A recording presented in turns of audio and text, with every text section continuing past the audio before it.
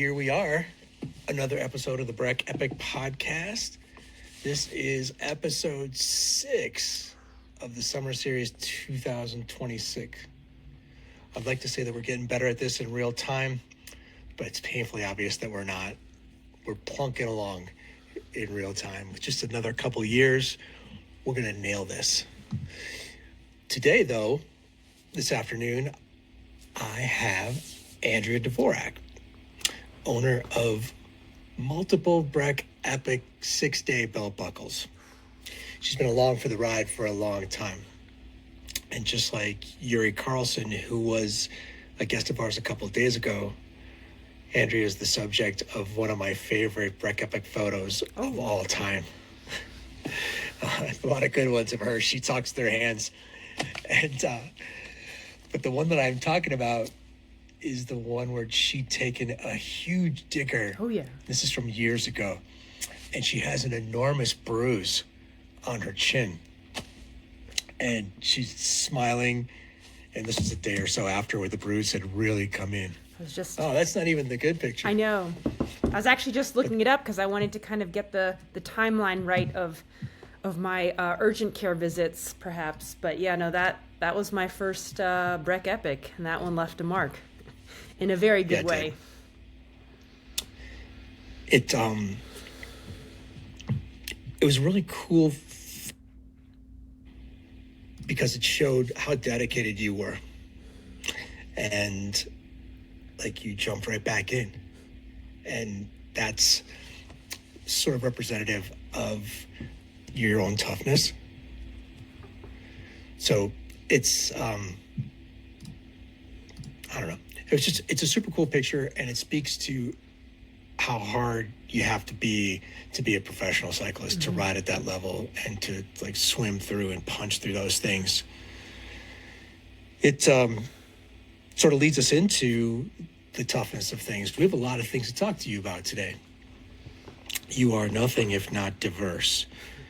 You've got, as I said, a bunch of belt buckles with us. You've been with the Breck Epic Women's Tour for its inaugural iteration. And then last year you did the Mega Epic. You sort of rode your own race. And we had a Mega Epic episode yesterday with Nora and Jeff and Chris Joyce. And I kind of wanted to keep you apart from that because we have so much other stuff to talk about. And we talked about the reasons why you rode your own race, because you're also a coach and you wanted to be around for your athletes. Last year we launched U23 and Junior categories, and you wanted to be there for your people. So you took on the Mega, and during that episode I sort of described how we arrived there, how you'd asked me to do that, and I said no for a month. And you kept asking, and there's a tough guy here and there's a softie. Let me tell you who's who. You're the tough guy. Well, Mike, I'm excited to be here again. Thanks for getting these podcasts up and running. I peeked at a couple of them, was admiring kind of the background. I saw Stefano just had the cool white, plant in one of them. So I got the Apex thing in the background here because work with them as well. But really happy to be here and, like you said, talk about anything and everything. Yeah, you should get yourself a plant. I don't know if I'd keep it alive. A mini banner. You've got an air conditioning intake event, just to my right. It's over your left shoulder. Yeah. It's really a carefully calibrated background. I like what you've done. Let's jump in. I want to start with you telling us about your history as a cyclist. Like, give us the 10,000-foot view. Where you're from, how you started, the high points. If you want to throw in low points, but how did you get to where you are as a pro mountain biker, also a pro road racer, a coach, a coach in a couple of different respects, and then like a big rider now? Very interesting way to how I got here. Grew up in Northern Virginia in the DC area where cycling wasn't something you just did. I lived inside the Beltway, lots of cars, lots of traffic, so cycling wasn't kind of a big sport for me growing up. Was a swimmer during high school, one of the crazy 7 to 9 times a week type of swimmer, Monday morning, Monday afternoon, Tuesday morning, Wednesday. It just went on forever. So a lot of swimming during my high school years. Went to UVA, University of Virginia, which is sitting right there at the start of the Blue Ridge Parkway on one side, Skyline Drive the other way, so in the Blue Ridge Mountains. Walked onto the cross-country team, the whole mentality of more is better that I carried over from swimming. Didn't work as well running. The legs, the bones, didn't like that. 3 stress fractures later, found the bike. And with that, I kind of found my people. I know, Mike, you always talk about my people. And it's a real thing. With your people, you can do a lot of things you didn't think you could do before. So I found the cycling team at UVA, and I credit a lot of my growing up to collegiate cycling and to those years I spent there kind of learning the ins and out of the sport. And it's a hard sport to get into, whether it's mountain biking, road cycling. That's what I was dipping my toes in. Like, there's no list of how to do it. I definitely showed up for the first ride with underwear under my chamois. I didn't know how to shift gears. Like, I didn't know anything, but having that group that was like, telling me how to do it, take that underwear off, shift into the easier gear, things like that. So not here, go find a room. Yeah, exactly. But yeah, no, kind of found that group that I really enjoyed, felt very comfortable, very safe with, and continued doing that throughout my college career.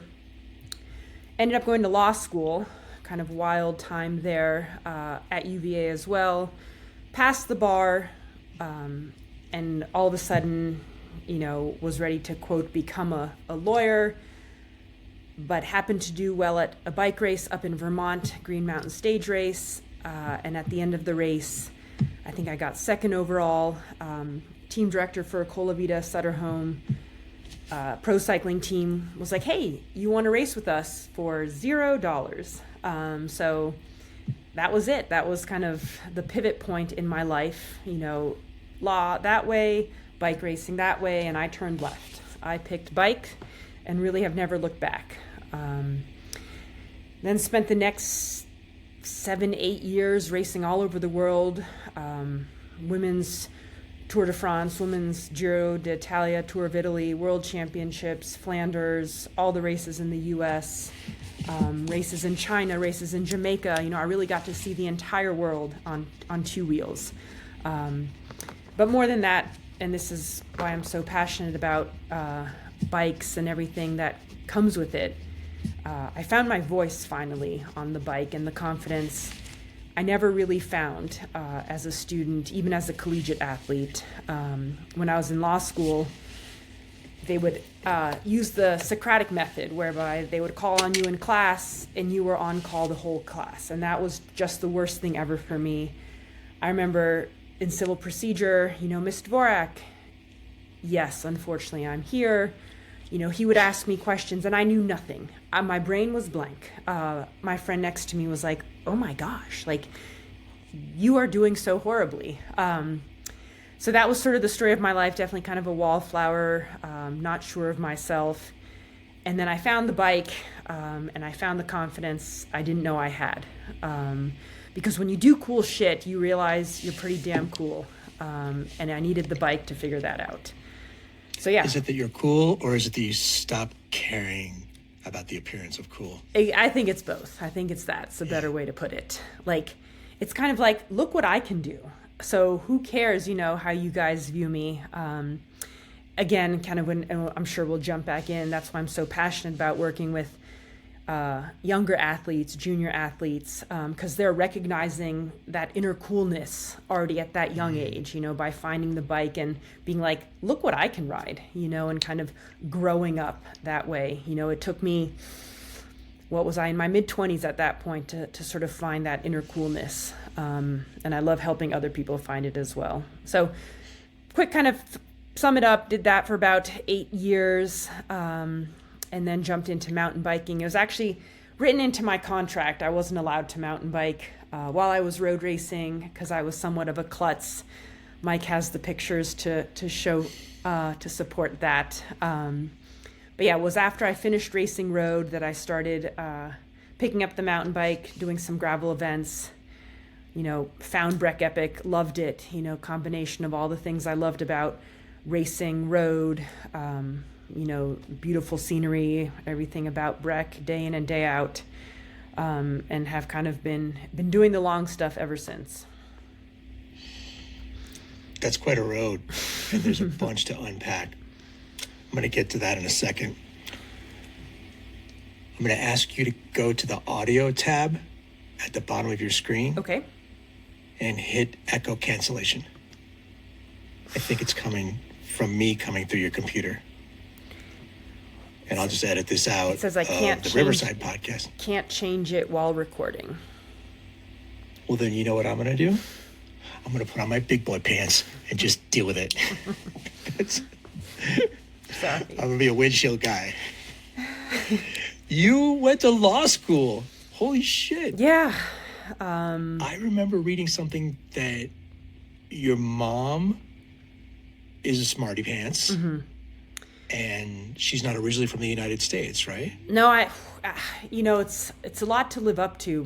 Both my parents are from formerly Czechoslovakia, and my mom's story in particular, kind of made for movie type story. The Russians came in, sealed the borders, said no one's leaving.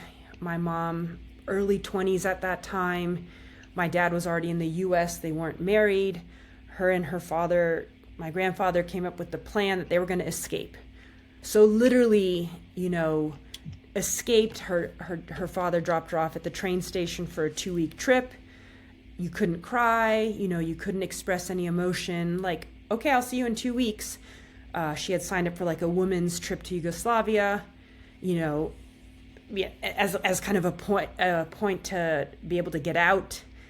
She played it sick one day. Her uncle came, picked her up, kind of hid her in the woods for a couple days, and got her to the airport when he could. And she landed in the U.S. and rest is history. $5. Story goes, our friends who picked her up were, I don't know what they were expecting, but they weren't expecting this gorgeous blonde bombshell to show up, looking for a ride. No English again, no, obviously U.S. citizenship, no money, and from that climbed her way kind of to the top, both as a doctor and then in various other organizations. So that was sort of, still is kind of the thing kind of that always drives me. Like, that's dramatic. Yeah. I didn't know anything about the deeper side of that story. That is sort of the promise of this country and other countries like it, at least in our best moments. Yeah. Is that it has open arms in a place where you can succeed on merit and intelligence and drive. And you're a great example of that. Thank you. Because all that you've done, including your law school experience, which really demonstrates that intelligence is measured in a bunch of different ways. Like, I look at your accomplishments and then I hear that you are a shy wallflower, and like that doesn't map to my experience with you at all. That was, like I said, pre-bike, kind of pre being forced out of my comfort zone. I definitely was uncomfortable in law school, I can tell you that. But it's a different kind of, I always sort of joke, book smart, street smarts. It's a different kind of growing up, if you will. When you're on the team, your team director's saying, oh, you're going to be on the local news spot, or you're talking with so-and-so sponsors. Like you said, it's time to put on the big boy pants, big girl pants, obviously, for me, and figure it out. And I realized I loved doing that. I loved the team aspect of racing, the kind of interaction with the fans, the supporters, people excited to hear about how we were doing. I think my greatest compliment I ever received was from our national team director during one of our women's Giros. And he pulled me aside and he said, your contribution to our team in the races is great, but what you're contributing outside of the racing, at the dinner table, at the breakfast table, at the pre-race, post-race meeting, kind of goes beyond what anyone else is able to bring. You know, I loved creating a fun atmosphere because it is hard. Like you said, Breck is hard, racing is hard, you know, riding, anything is challenging. And if you can do it in a fun environment, makes it a little easier, a little bit more fun. When you talk about your path from swimming to running to road to mountain biking, I'm sure there's a little bit of gravel in there. There's no hiding in any of those things. There's no hiding in law school. Oh, I learned that. Learned that the hard way. You know, that was, like I said, amazing experience. Kind of a fun little side note, I took the bar exam in Virginia. If you remember Borat, do you remember that OG movie? There's like a rodeo Yeah, I got one of those scene. swimming suits. Yeah. We had to take it in those swimming suits, actually. It was crazy what Virginia requires. No, but they required all of us to take it in the convention center where there's the rodeo scene. That's the only way people are like, oh, yeah, I know where that is. And Virginia, the Commonwealth of Virginia, actually required all of us to dress business formal. If that's still the case now, I don't know. But men had to wear full suits, ties. If you didn't show up looking that way, you couldn't sit for the bar. And then the ridiculous part was we all had to wear sneakers because if you had to go to the bathroom, they didn't want any of the heels or anything clicking. So we were all, you know, super fancy, tie, everything, and then just a bunch of Nike sneakers kind of walking around. So That's arbitrary and surreal. I know. I mean, I can't believe that. I would have flamed out of law school on day 3. Like, I would have just punted. Which actually is a pretty accurate assessment of my intelligence. Let's talk a little bit about you as a coach. And there are 2 big pieces to that.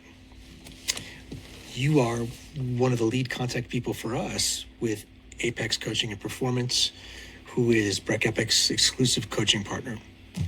We suckered Neil into doing a winter triathlon with us, and then you suckered him into doing the Epic last year. Do you have that picture? Actually, I love, for everyone listening, thinking doing the Epic, you will get the timeless day 1 picture. I have all of those kind of near and dear to me. I love it. You know, getting that picture captured at the end of stage 1. The gods love playing tricks with us, adding a little rain and mud to just make the pictures pop a little more. Like at Unbound. Yeah. Lots of amazing pictures there.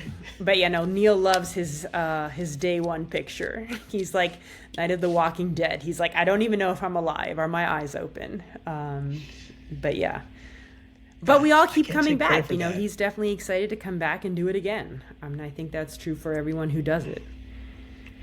The Faces Project, I think, has been ripped off by a bunch of other race producers because it's a great idea and it evokes exactly what you just described.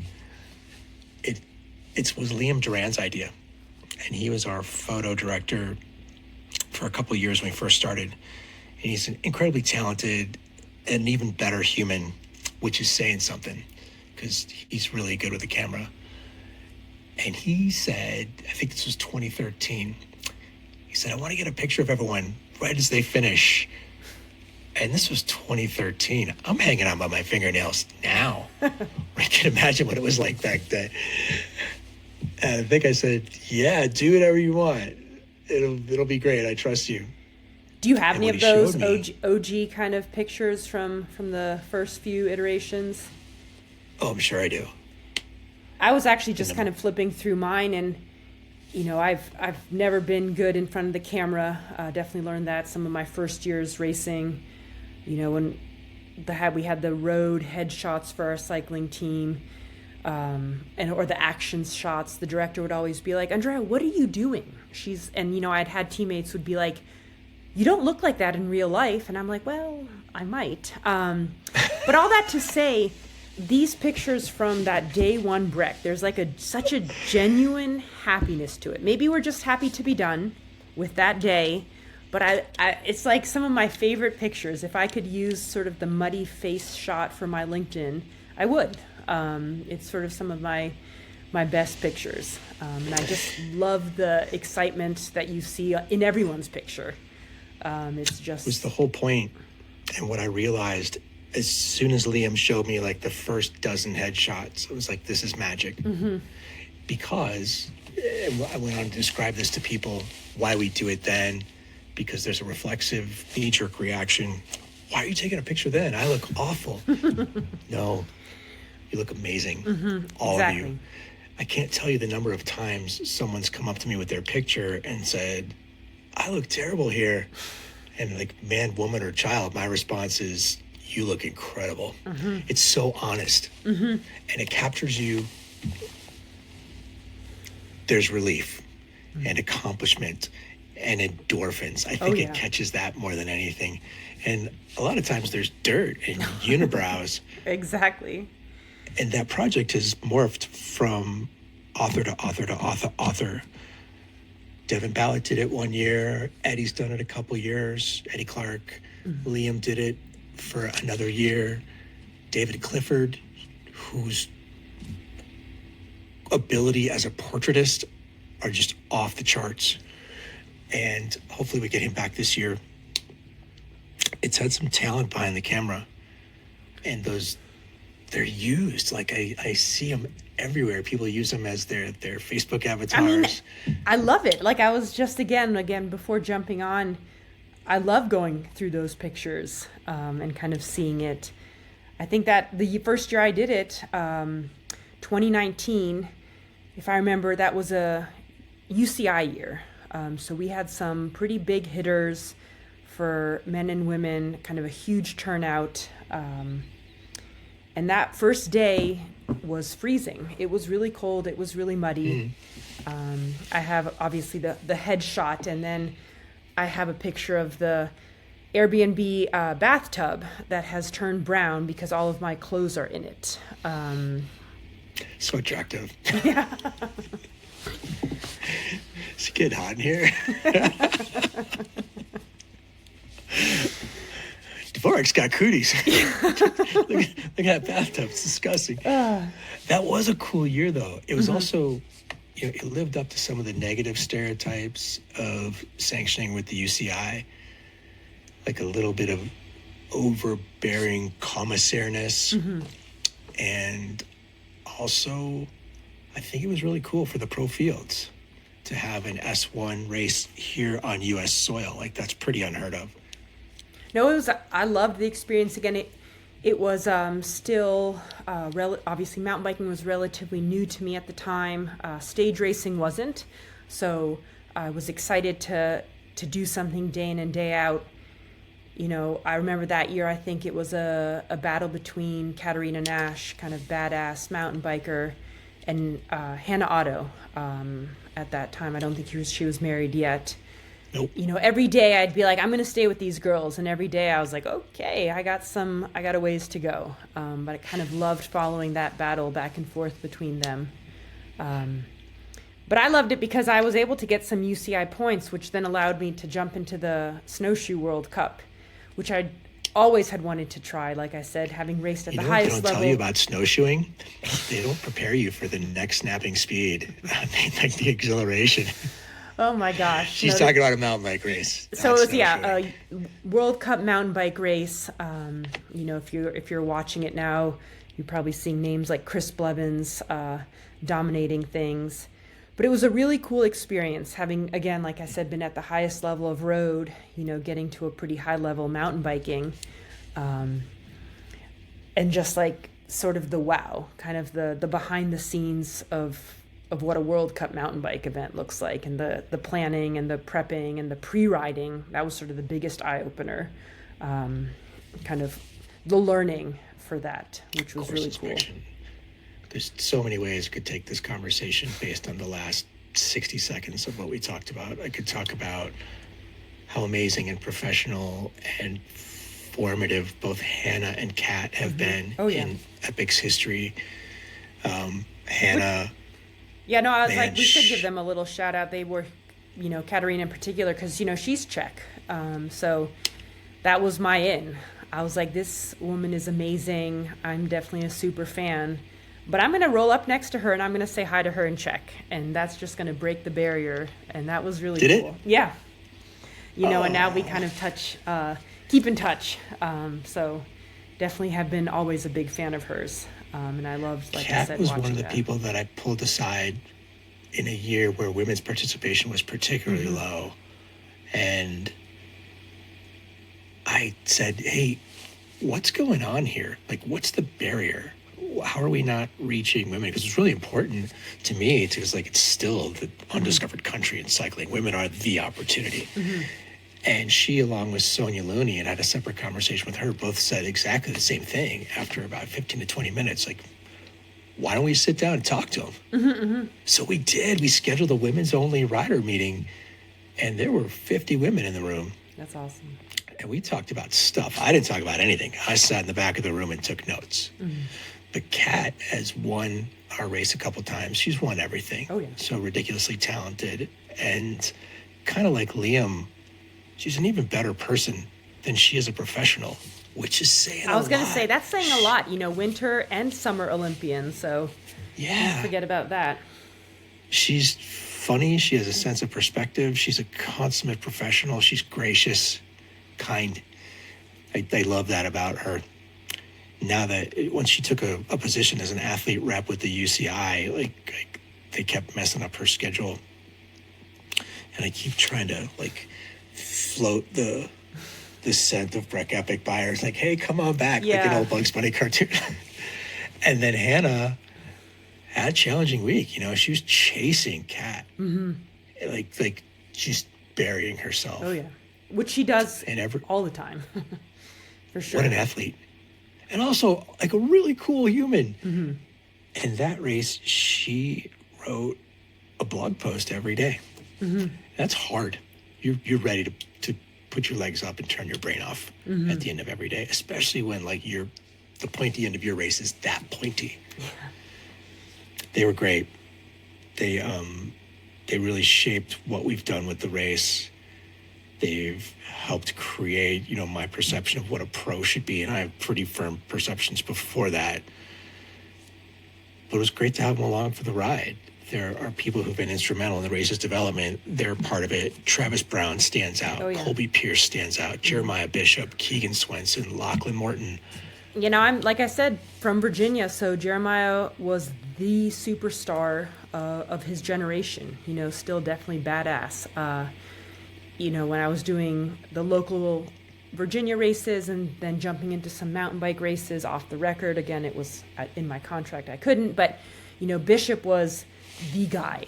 I mean, he won the Shundo 100 mountain bike race there in Virginia on repeat. And I quickly talked about sort of the eye-opening experience of pre-riding the World Cup. JB was awesome. He pre-rode with me, couple mile course. It took us like 3 hours.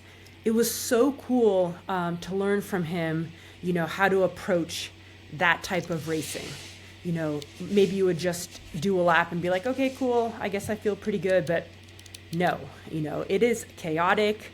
Where you want to go is not where you'll be. That's how we approached one line. He's like, this is the line you want. This is the other line you want. But most realistically, this is the line you'll be on. And this is how you're going to have to handle that. This is where you'll want to conserve a little bit. This is where you'll want to push, on every part of the course.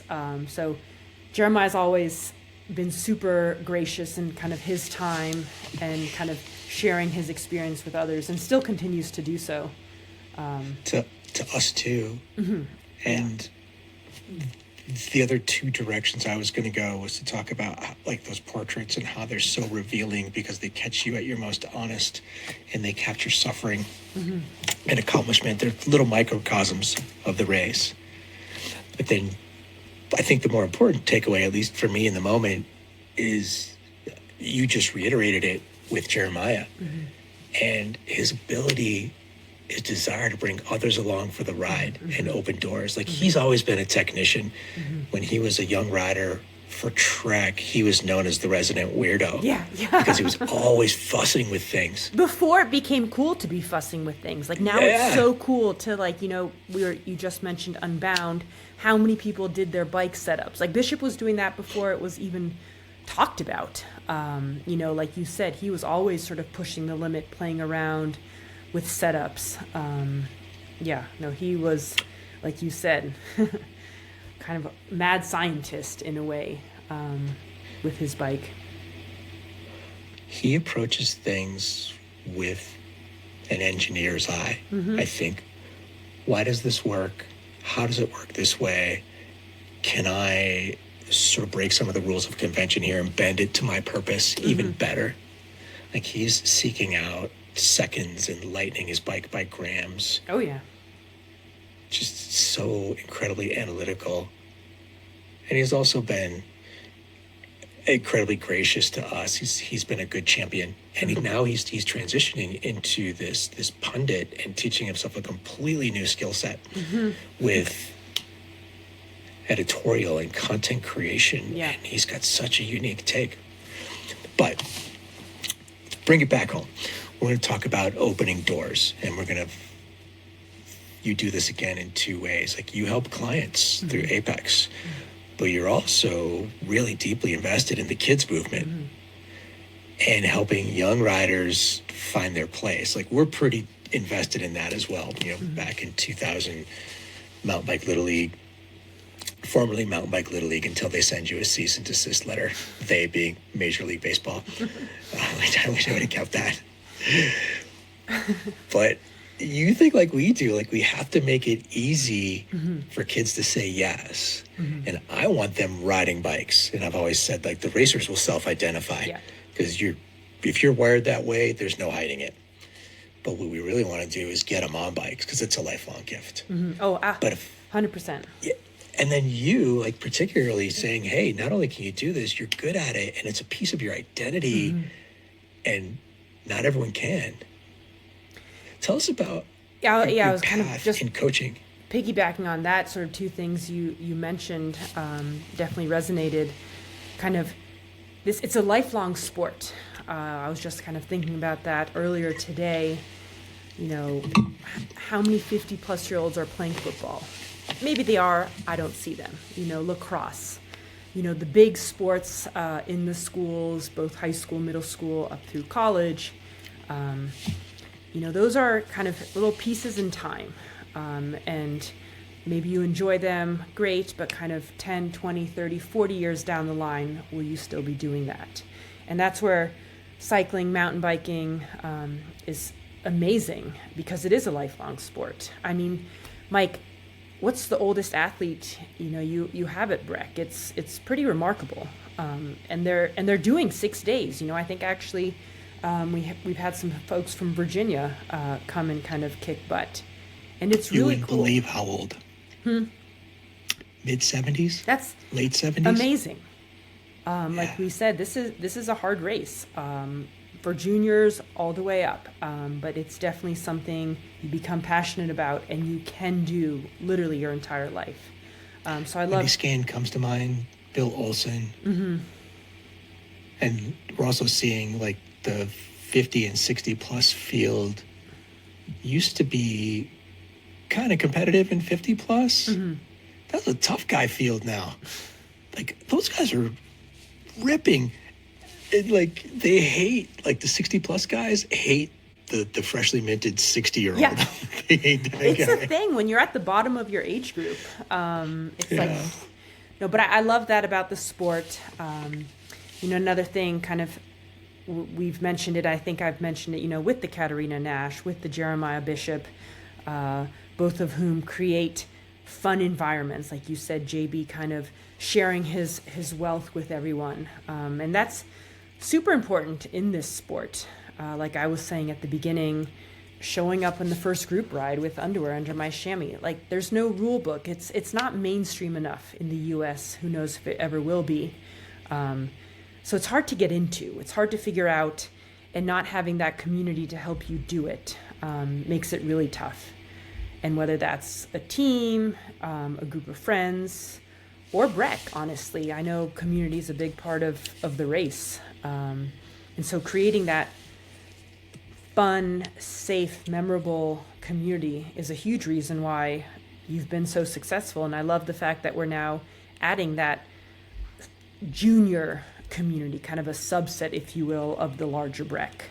I love whether it's, NICA, kind of National Interscholastic Cycling Association, really any organization that puts kids at the forefront. I remember kind of as I was getting into racing, road racing, signing up for criteriums, local criteriums, and I would look at the schedule, and juniors would either be at 7 a.m. for like 20 minutes or at 5 p.m. for like 20 minutes. Right. Like just the add-on, afterthought, whatever. And are kids going to get really excited about that? Getting up at 5 on a Saturday? Probably not. So, by putting them on the main screen, if you will, on the main stage, kind of giving them the opportunity to shine, that's what's going to help kids kind of get the foot in the door and stay there. So I love that now that we're doing that. Our community-ness, for lack of a better word, is limiting in a way, in that it always makes us seem to the industry, there's a lot of examples of this, as this, mom and pop. I get it, but it's a non-negotiable. We can't not do that. It's a part of who we are. We're going to continue flying that flag, and we're not as polished as some of the people who are out there, and it's also not that important to me.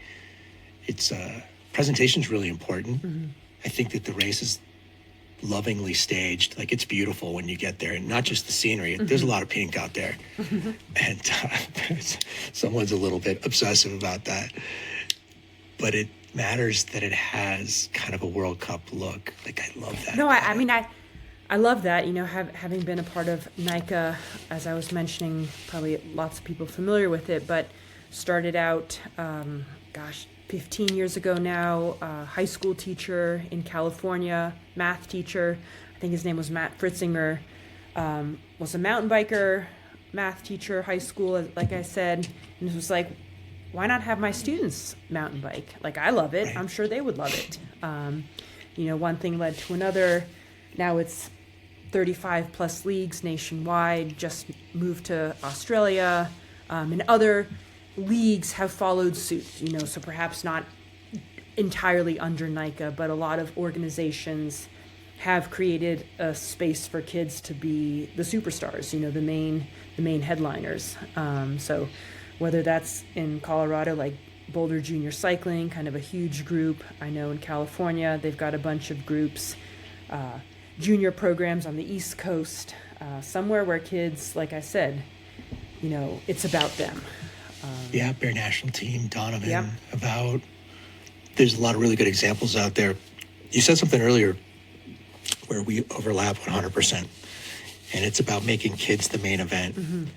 I know from being in the bike industry for 35 years, 40 years, I've seen a lot of sponsorship proposals. I've evaluated a lot of them. I've evaluated athletes based on results, but also how they check the other boxes of professionalism. And sometimes we push young athletes into athletic accomplishment only, like we really silo them. And I love what you're doing, and we're trying to do the same. We started the Junior and U23 categories to accomplish two things. I wanted to put a 17-year-old racer next to Andrea Dvorak, because I knew that in our environment and the people that we attract, that racer was safe. Everyone who was competing against her or next to her understood how important it was to cultivate her experience, to show her the ropes. You did that. You and your entire field, to every girl and also every young kid who was racing. Like, you showed them you showed them that you could be fast without sacrificing your principles. And also that there was more to being a pro than standing on the podium. And that's where I circled around to as a PR person and media training for athletes. Like, we wanted to point that out. Like, they're going to be pushed down the world tour path. We use that as the gold standard for success. Our sport's bigger than that. And there are only a handful of those spots. Talk about a brutal existence. For them to think that that was the only way that they could be a professional cyclist, to me, defied everything that I believed when we started Mountain Bike Little League. We want you to be a cyclist. And if we could just get out of the way and not put huge expectations on you, you'll tell us if you're a world tour rider. You'll tell us if you're a gravel rider. You'll tell us if you love BMX or tandems or recumbents. Who cares? You and Amanda Carey and the Colorado League, who's sort of your peer group here in this state, you put kids front and center. No, it's, and I don't think, I was about to say, and it pays off, but I think it pays off regardless. Like, I don't think you have to kind of say, oh, look, now we have an Olympian. But if you're looking at kind of all the big names in mountain biking, in road cycling, in cyclocross, they all came from junior programs. Chris Blevins is kicking butt on the mountain bike circuit, amazing guy. He kind of grew up in an environment where youth was put first. The support was there. Kevin Vermark, now riding for UAE, also came up through mountain biking. Sepp Kuss, also through mountain biking. Haley Batten through Utah NICA. Sevilla Blanc, California. I think she was on Bear Development. So all of these successful athletes have been supported, and supported very well, I should add, kind of through that whole process. And it's tricky. You mentioned I coach. I've definitely coached a lot of teenage athletes. I always joke, the time they're actually riding is the easiest part of the day. It's everything else. I don't want to ride. I want to go to prom tonight. Like all this stuff, it's kind of making sure that they continue to love the sport, not just that day, but 5-10 years down the line. So kind of always making it fun, always making it something they're excited to do, and doing the events that kind of help support that same mindset is awesome. We're aligned there. I wish Matt Kelly would have been born 20 years later. He was a generational engine, like a Lance Armstrong caliber engine, and he got chewed up by the system and had undue expectations placed on him. And his mom called me when he was a young kid. This was 2 or 3 years after he'd won a world championship at Cyclocross Worlds in Pobrad. And she was like, hey, he's laying on the couch. It's 100 degrees in Wisconsin, and he's got 2 hoodies on, and he's shivering, and he's emaciated. He's got to stop. This isn't healthy for him. Yeah. And it's what I love about NICA and the youth movement, is that it prioritizes mental health. Oh, 100%. And development. Yeah. They're still so young. And it's really important for you and me to set good examples. Yeah, and big part there is prioritizing movement, health. Cool. If it's on the mountain bike, that's awesome. Plenty of time, though, to figure out if that's where you want it to be. It would be cool to kind of take a tally of the riders at Breck, and figure out, like, what else do you do? Because I'm sure it's pretty awesome, and I'm sure it's a lot. And I'm sure it's all over the place, what people have done, what they want to do, things like that. And it's probably not all just mountain bike focus. I guarantee you those are the garages you want to be a part of, because there's skis in them. 100%, dirt yeah, bikes, you're not kidding. Fly fishing rods, power boats, jet skis. They're athletes. Yeah. Like, you don't just ride your bike. But a lot of times people think that bike races are just for cyclists, and cyclists are just mostly people who also ride bikes, but who have other interests. Switch gears a little bit. You raced the Mega by yourself. Yeah. Like, you took off 3 days early because that's what your schedules demanded, so you could fulfill your responsibilities to your young athletes. You had a couple of interesting days. The Mega, I remember after the fact, I think you were telling me, you and Jeff Kirchhoff, perhaps it was just you saying, will this be hard enough? Yeah. I can say yes, it is absolutely 100% hard enough. I think the longest, like I had said, definitely did 10-day stage races. Very different, though. Everything is very pre-planned, if you will. the saying, control your controllables. And there's a lot of stuff in road racing that you can control. You have the race Bible, you have the follow cars, you have the spare wheels, you have extra food, you have the people on the side of the road, you have the wind, you have in your ear constant talk, teammates all around, totally different style of racing, kind of than what you might set out for, kind of what you'll experience as you're rolling off the start there at the Mega Epic, mile 1, being like, oh my gosh, I've got a lot left here in front of me. So before doing the Mega Epic, the longest on my bike time kind of ride I had done, I did the Unbound XL a couple years prior. And prior to that, I had never pulled an all-nighter. I was super kind of a bookworm in school, didn't party. So the Unbound was the first time I actually stayed up the entire night.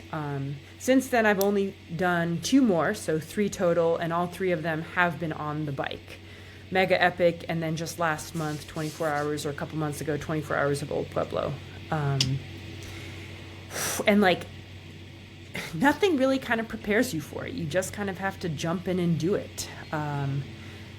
So much to unpack with the Mega Epic. Kind of, Mike, I'll have you sort of lead me where you want to go with this. But if you're on the kind of fence thinking about doing something kind of outside of your comfort zone, Mega Epic could be it. It was the best of times. It was the worst of times. There are shorter fences to swing for. It's a beast. Gosh, it was, having done Breck Epic now, like Mike said, I've done this now 2-3 times, ridden in Breck a whole bunch, done the Firecracker race down there on July 4th a number of times, done the Colorado Trail segments with some friends there, so, have gone up to Wheeler elevation many times, so kind of at least I knew what I was getting in for. So in terms of a race Bible, I was familiar with the terrain. And I've gotten into the long stuff. So I really was excited to try out the Mega Epic, having already done all the portions of the race, if you will. Like, I had ridden all of it. So I was, I had that little box checked. Like, okay, nothing new will pop up. But like I said, 2 a.m., being out there kind of in the Keystone stage, my lights went out. I couldn't open the battery pack. It was like child-proof to get out my other batteries for the lights. I got a little cold. I was thinking, there's like snow plows there. If I should just like go in and like sleep under one of the snow plows. I heard some howling. Probably not wolves, but I'm going to think they were wolves. So I was like, they might come and eat me. Your mind goes places. I had interviewed kind of some amazing ultra riders like Lael Wilcox, who's going for the world cycling record here soon. And she had said something prior to having done any of this long stuff. She's like, your brain just turns off and you just kind of ride this high. And not having done anything like this before, I was sort of like, oh, okay. But it's kind of true. You sort of go into this crazy state. It's like addictive. I know in the moment I was like, oh my gosh, I'm going to get eaten by the wolves in the dark without my lights and I'm cold. So, this is the end. But looking back, I'm like, I want to do that again. I want to do something like that again. It's a really... Something wrong with you. Probably. Yeah, I got a list for myself. But yeah, no, it was, I had a moment like that. Then I had another kind of my favorite moment was the Gio stage. Again, like Mike had mentioned, I was able to do it a couple days early before the junior event. So I was climbing up Gio kind of at sunset. And it was it was like a moment. Again, you hear people say this and you kind of roll your eyes, but until you feel it, you might not understand. It was just me and the moose that I happened to ride by. I didn't even notice. The moose literally was like 2 feet away from me. I had just ridden by him. That's not safe. No. Note to self, don't do that again. But, walking up there as the sun was setting, it was just a little moment of like, wow, I can't believe I'm fortunate to be here doing this by my choosing, like experiencing, it's like a little piece of heaven there. It was pretty awesome.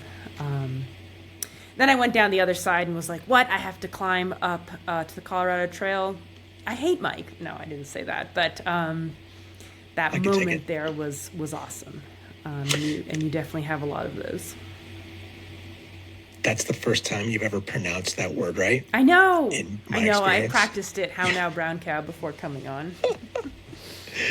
I've misspelled the word restaurant 1 million times more. Like I can't get it. And I'm a spelling nerd, and I just have a block.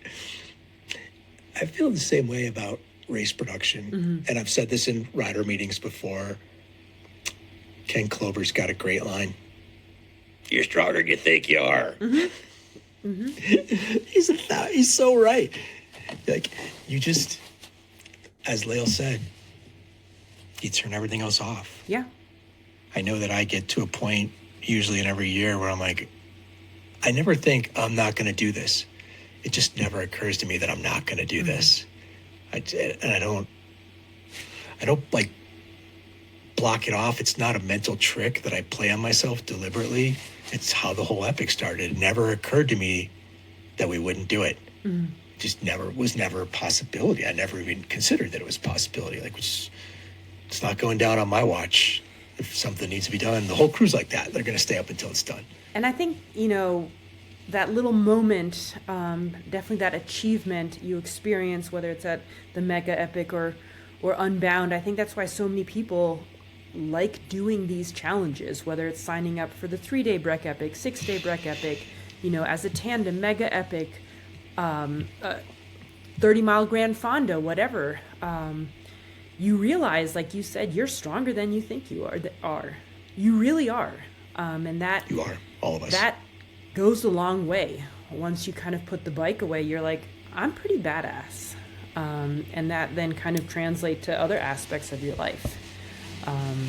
So it's worth pushing yourself, because you'll come out the other side and you're like, well, shit, that was awesome.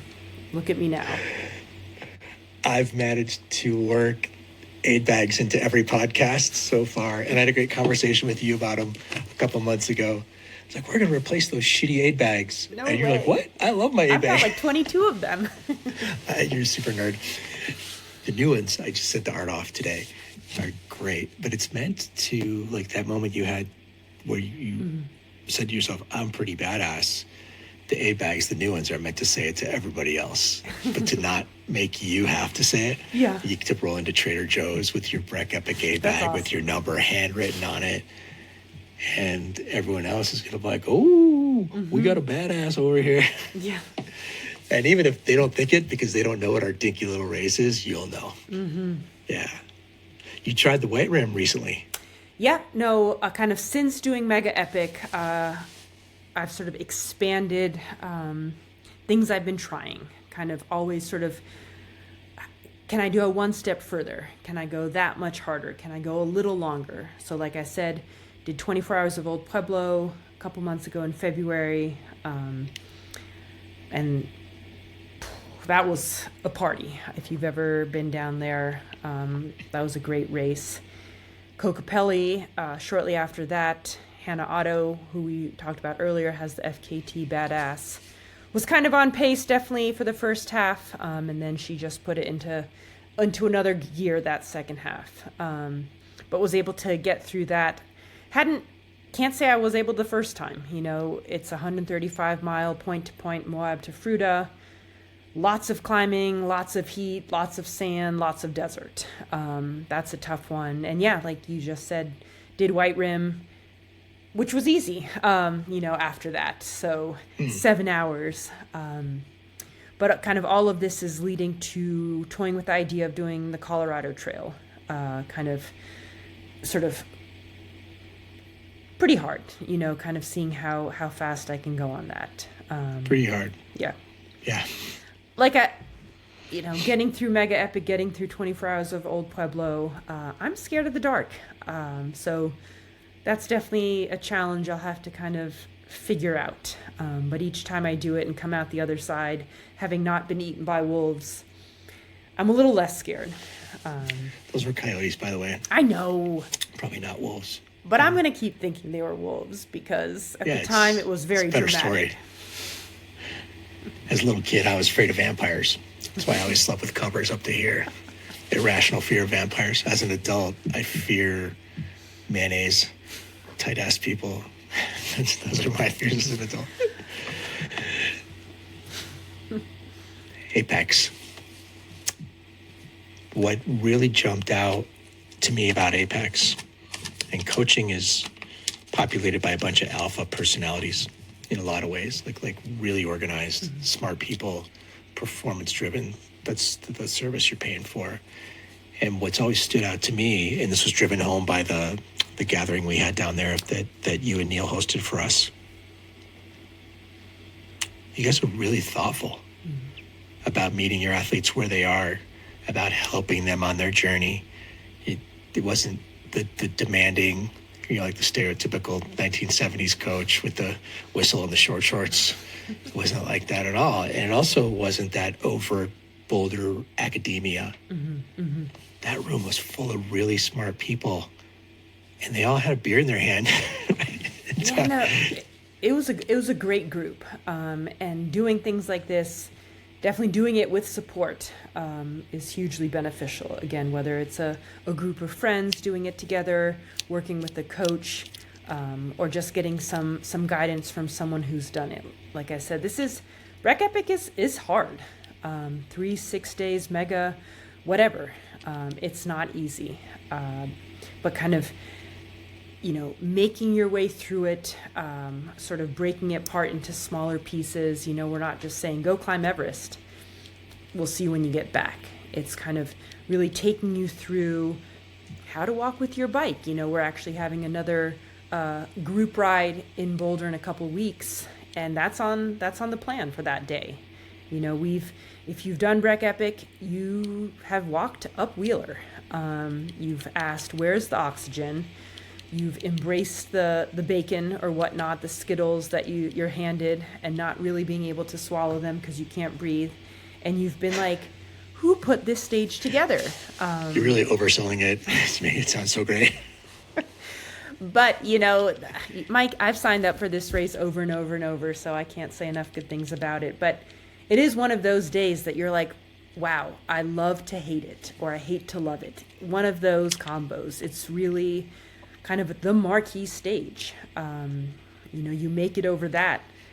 To sound cheesy, you can make it over a lot of other things. So kind of... That's the whole point. Yeah. We're getting a group together, talking what it's going to feel like. Your mind goes all over the place, kind of physically, mentally, kind of getting you comfortable and ready to be there. And I always tell my athletes anywhere, really, at any point, just stop and look around and look where you happen to be suffering, and look at the top of Wheeler, huge 360 panorama views, Breck on one side, Copper on the other, and then be like, this is awesome. I can't breathe that well. It's so hot. It's so hard. It's actually not hot, but I get to do this here. And that's an amazing thing to be able to say that you can do. Like, I'm choosing to be here.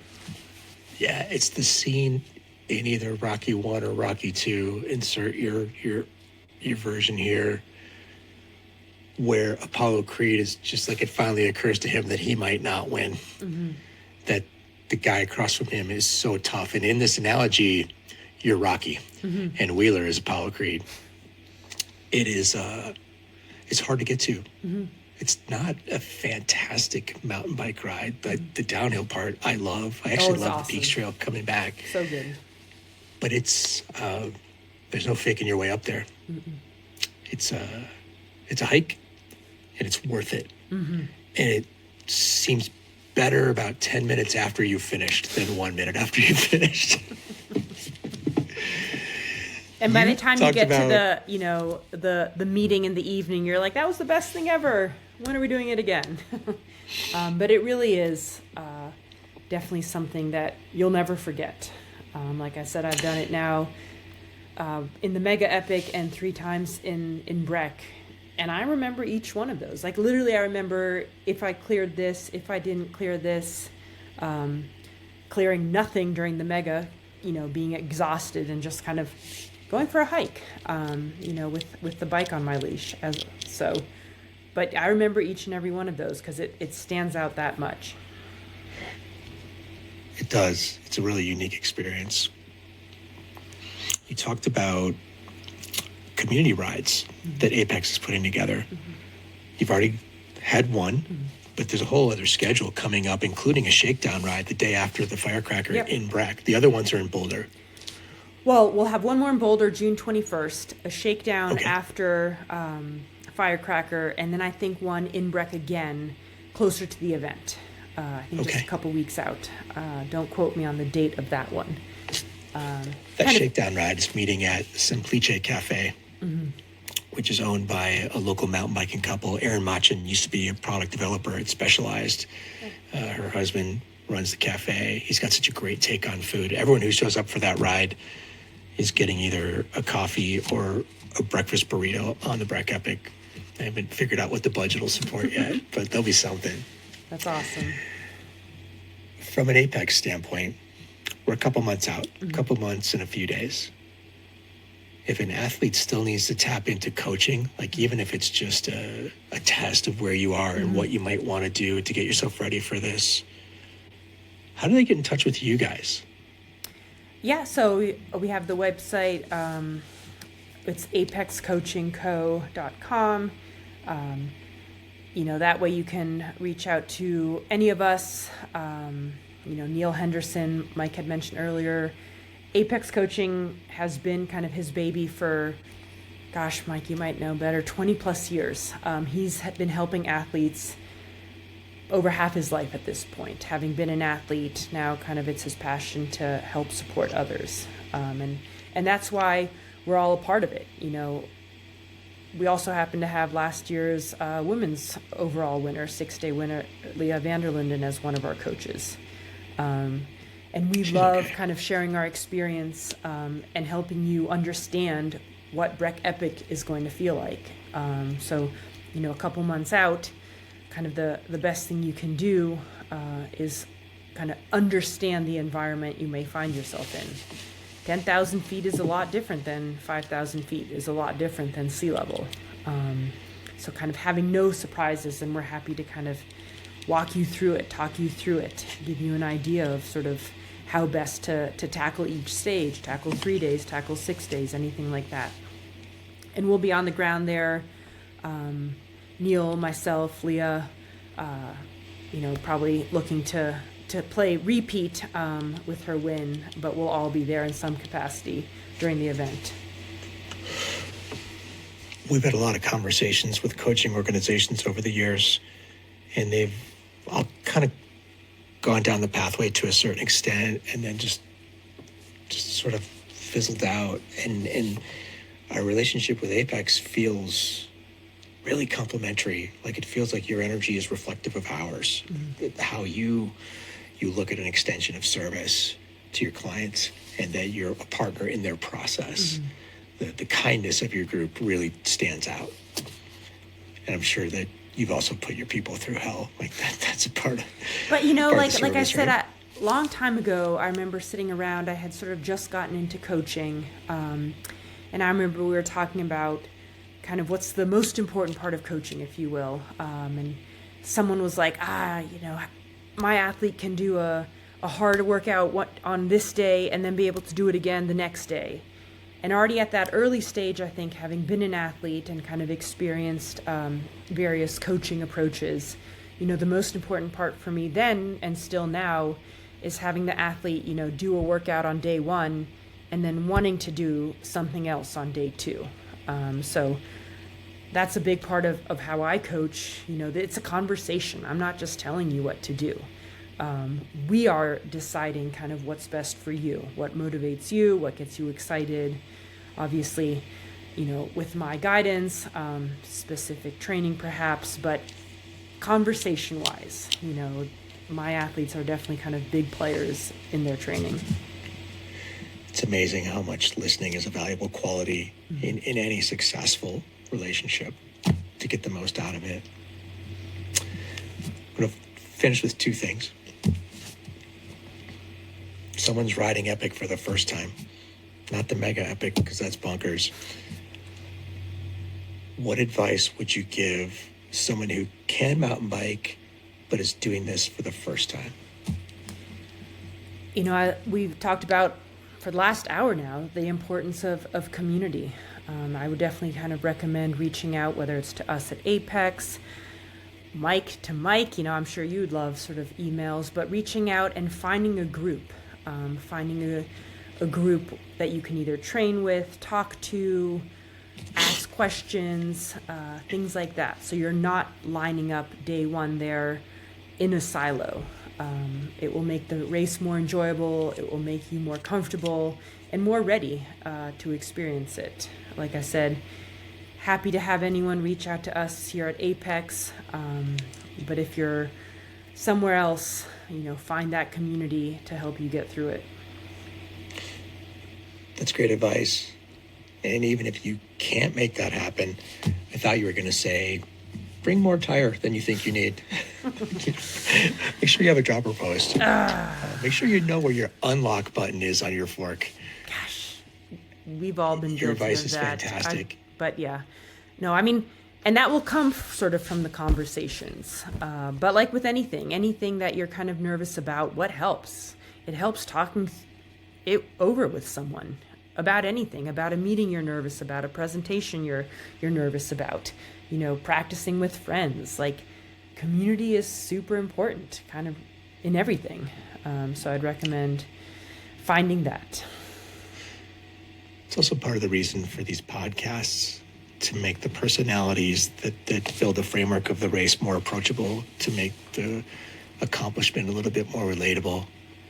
And if you don't have a community in advance of the race, you're going to find yours pretty quickly here. Oh, yeah.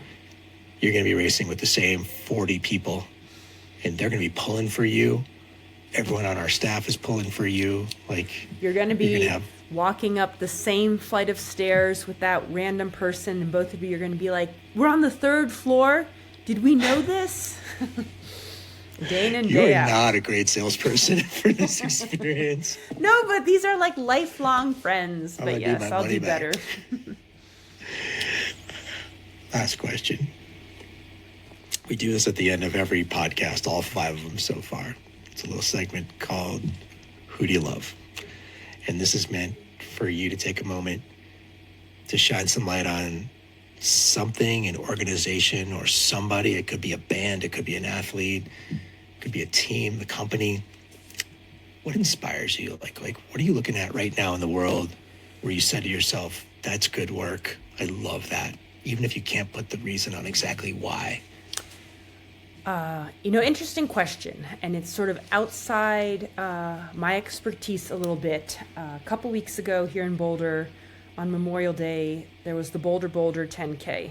I think it's one of the nation's biggest 10Ks. I think there were over 55,000 runners, from 27-minute 10Kers to 2+ hour walkers and everything in between.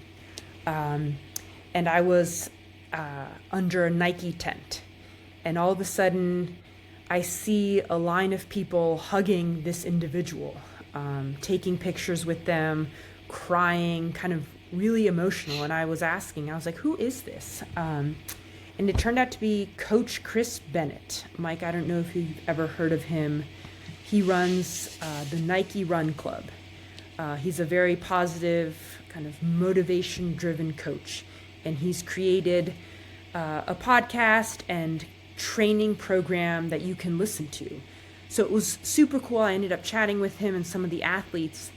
A number of runners were listening to him while they were running, you know, and his whole kind of view of it is, it starts small, you know, and that's what we've talked about with Breck. You want to take on a huge challenge, start small and make it fun and have a smile. And, you know, run a minute if that's all it takes, if that's what you need, that's all you have time for. Super positive guy. And there were runners, like I was saying, they were listening to him because he has audio for 5K, 10K, and then they happened to see him. I got goosebumps sort of seeing the connection that this guy had kind of created, and they were so thankful for getting them off the couch in the first place and then getting them to that start line. So that was super fun to see, and like I said, got goosebumps just watching that exchange. So, you know, at Apex, we can even sort of be a small part of that. We love to do it and kind of help you get to where you want to go, whether one day at Breck, 6 days mega, 20-mile ride, whatever it is. You know, there's a huge support out there. There's a couple of big themes in there that we subscribe to also. You don't need to start perfectly. You just need to start. Yep. Been saying that a lot lately because I heard it at a time when I really needed to hear it, considering, you know, launching ourselves into the podcast world and seeing how well some people did it and knowing that we were going to suck at it for a while. We're already better than we were 2 days ago. Right? Me and the production crew, which is a blind pit bull puppy, right? Just start and set your ego aside. And it's okay to not be good at something, but do something. Yeah. And take a step, take a pedal stroke. I love his message there. Just go. Yeah. We were also think, chatting after, like I said, you know, I was like, I don't know if I like running. He's like, you know, what do you want to do? I'm like, sometimes I set out and go for like a 10-mile run. He's like, don't do that. He's, you know, we were standing there. He's like, run from here to the light. And that's it. And as long as you're still smiling when you're done with that, that's a check. You know, day one complete. So yeah, no, I love that approach. Like I said, I love the effect he had on his athletes and the people listening to him.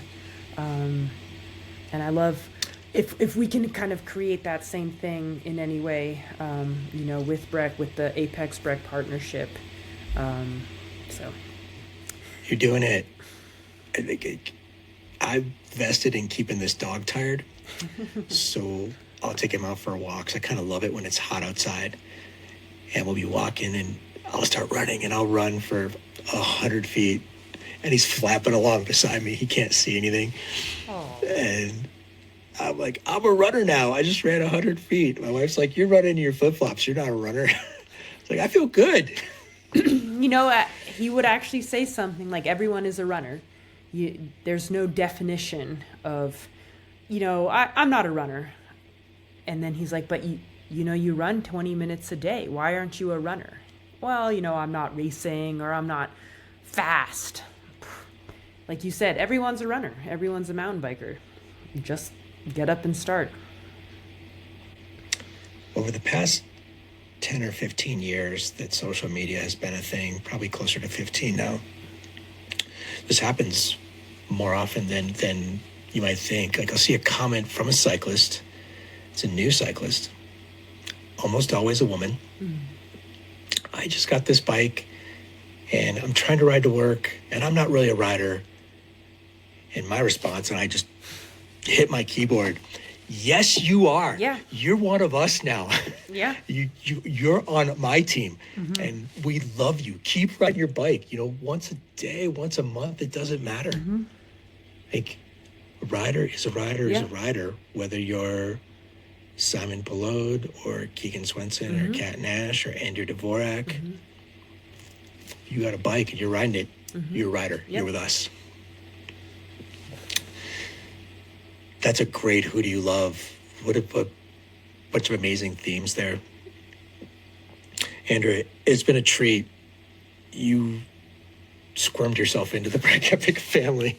I love seeing you at the race and that you're part of a bigger partnership with Apex right now. You're a great ambassador for cycling and for mountain biking and for women and for kids. Like you really do wear a lot of hats.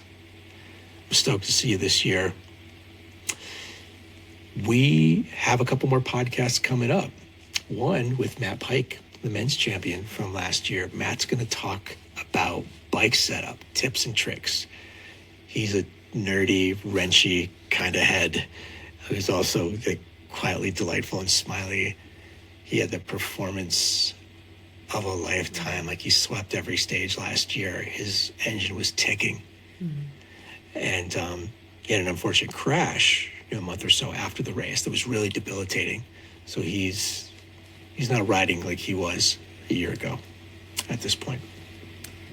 So we're going to talk about how strength has many facets. He's going to shed some light on bike setup tricks for what people are going to experience out there. And we're going to just bathe in his madness, which is great. He's awesome too. He's been with us for a bunch of years. He's riding at the pointy end. We've got other stuff coming up. We've got Justin Holly and Harley McClellan from Base Camp. They're also part of the cult. And they're fun to talk to. But for today, it has been a pleasure to have Andrea Dvorak on the show.